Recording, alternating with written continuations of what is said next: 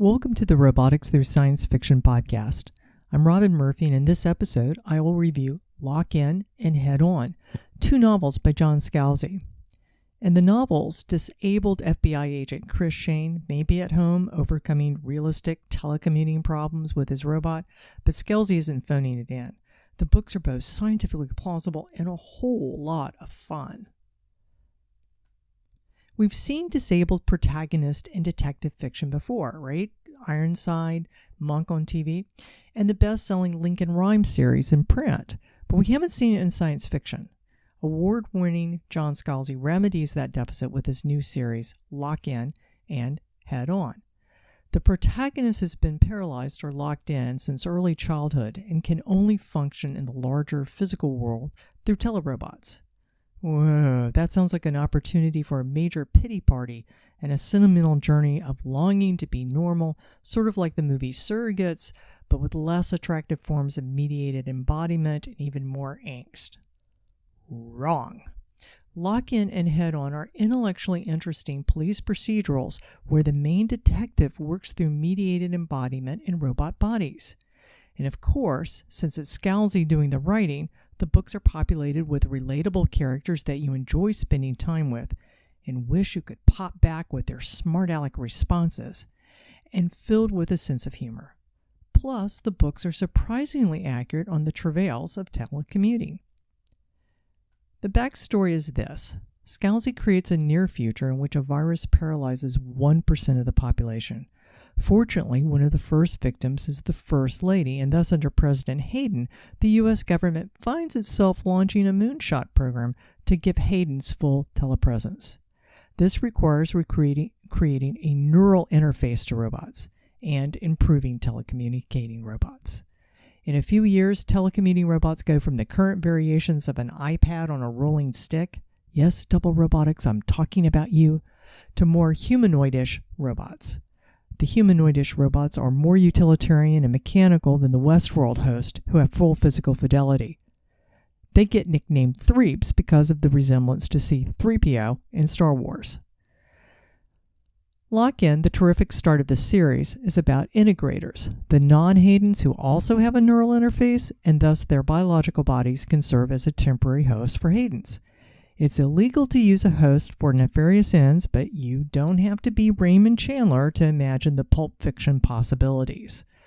The integrator plotline has an altered carbon feel to it, though the protagonist is Chris Shane, an FBI agent who's a well-adjusted trust fund baby and former media star, is about as far from Takeshi Kovacs as one can get. Plus, there's the droll, snappy dialogue, and we get to watch Chris's partner delightfully strong-arm everyone inside, emulating the staccato blast and not suitable for work vocabulary choices of Samuel L. Jackson. Head On is actually better, as it moves away from the slightly impossible, plausible integrator science MacGuffin to describing a day in the life of a just trying to do my job, ma'am, law enforcement agent who happens to be a Haden. Hadens have come up with a big-money teleoperated sporting event called Hilketa that combines robot wars, fantasy video games, and Buzkashi, that Afghan game of kicking around a goat's head. Hilketa sounds so fun that even I'd pay money to watch, and I don't like sports.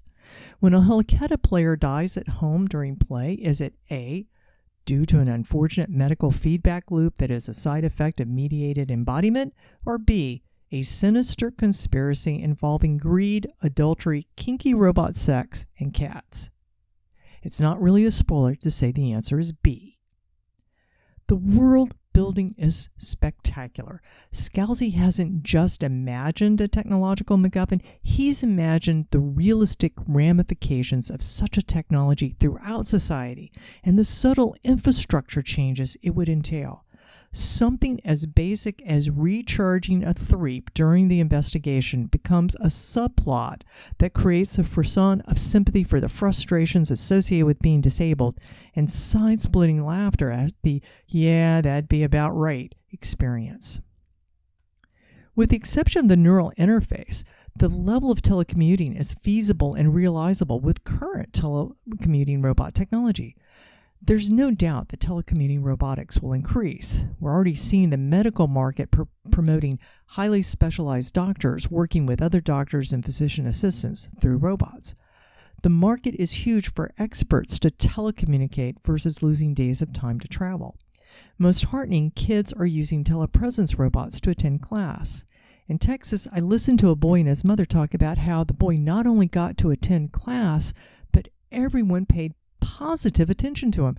Unlike being in class in a wheelchair and no one making eye contact, it was cool to have a robot friend, and the kids throughout the school would go out of their way to make sure the boy could see them waving hi and talk to him. And in another school, the kids wanted to take their classmate's robot with them during the fire drill. Talk about inclusion.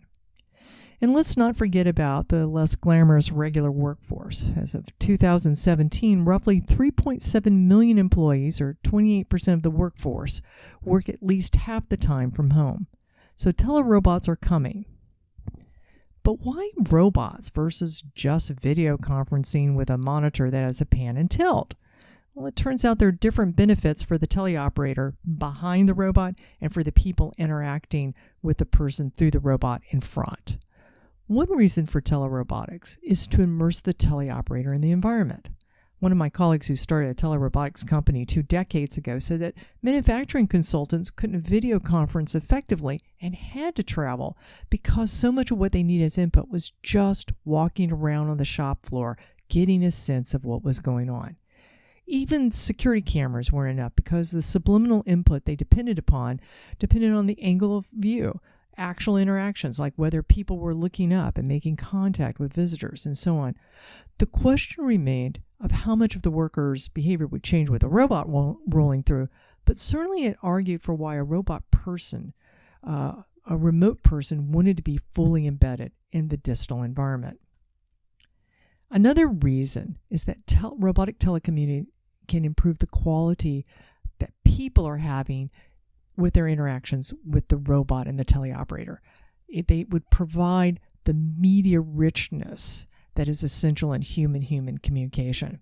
It turns out that people in the distal environment react better and pay more attention to and are more fully engaged with a robot that is eye height, that can turn and focus on whoever is speaking, can move to look closer at what they're pointing at, and can chat with them as they walk down a hall.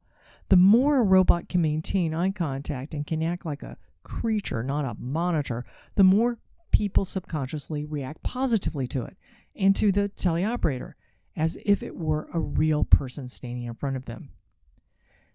The only thing that isn't accurate and lock-in and head-on about teleoperation is the lack of expression on the Threeps faces. The ability to change eyebrows, blink, smile, those are important in natural communication, and with miniaturization of actuators, it would not be that more expensive to include on a Threep. My recommendation is to read these books now. Life is too short to miss funny, smart stories. And as a bonus for ancillary justice fans, see if you can tell if Chris is male or female, because Scalzi explicitly avoided making a declaration. Playing along, Audible released 2 versions, one with a male narrator, Will Wheaton, and the other with a female narrator, Amber Benson. Despite being an avowed feminist, I recommend Wheaton. He narrates most of Scalzi's other books and captures the wry tone perfectly. He is errant to Scalzi's Moses. Who knew that Wesley Crusher was going to make good one day?